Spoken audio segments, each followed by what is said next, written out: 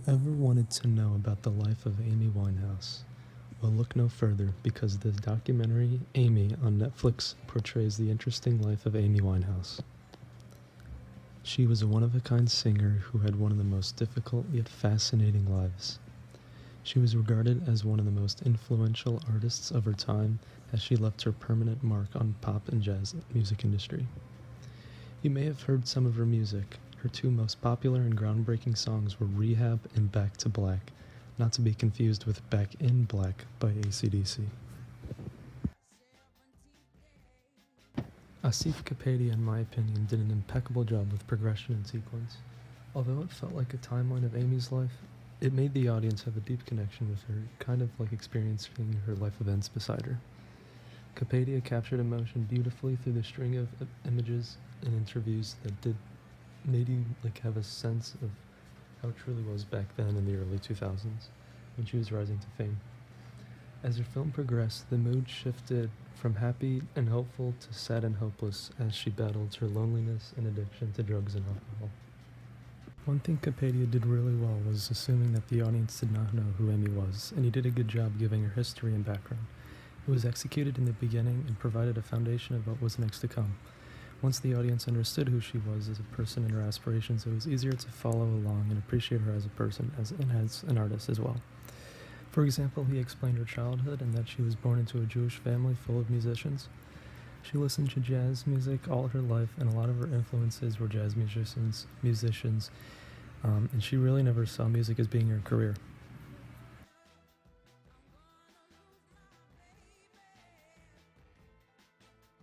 Delving into Amy's upbringing in teenage years leading up to her 20s showed where Kapadia was going, and it was evident that he wanted the model to be more historical, as the documentary explained a lot about her life and childhood. He chose historical because there were plentiful amounts of interviews and videos that cannot be argued with and are true evidence of her life, which is what made the documentary so great. The mode, on the other hand, was primarily poetic, as it weaved pictures and videos along with the interviews and history of her life. It also showed elements of performative, where it engaged the reader through the story of her life using a lot of emotion through her videos and interviews. Also, the interviews Amy was in were perfect in seeing and understanding Amy during the time of her life. Additionally, the videos of Amy were crucial in feeling the pressure and depression she felt. Without these interviews and videos, the documentary would be completely different. And then there were a lot of voiceovers, which were key in making the documentary authentic and credible, and a lot more entertaining. The videos, too, brought us back to the point in time in her life, and they were shot raw without any editing. Adding on to that, the documentary made her life seem more interesting, and it felt like you needed to know who she was. The documentary was well supported with interviews from her manager and close friend Nick Shemansky to add perspective of the early stage of her life and late stage of her life. Interviews with her boyfriend Blake also gave us a perspective on her love life and what he meant to her. The interviews detailed important events of Amy's life and helped the audience understand and sympathize with her. The documentary was fairly easy to follow, as it was very structured and sequential, so the audience was able to see the initial rise to fame, the fall when she split with Blake, and her last hurrah, if you will, when she attempted to make a comeback in 2010 and 2011. The film did a good job in teaching the audience what it was like to be Amy Winehouse, and how drugs and alcohol affected her life, as well as her family and friends.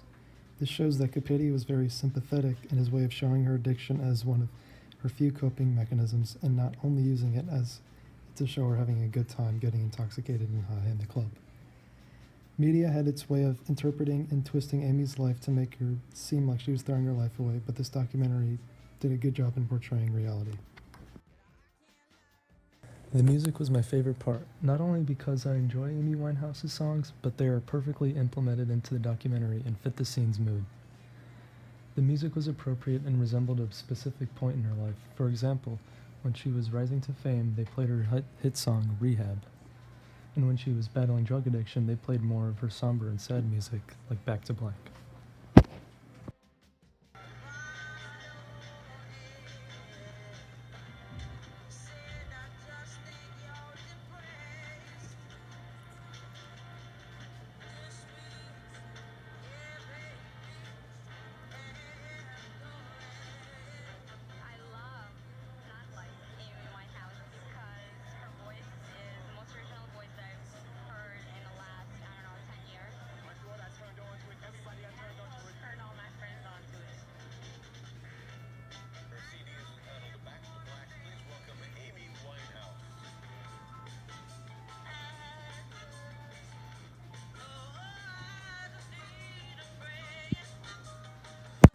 All in all, I thoroughly enjoyed this documentary, and I think a lot of others would too.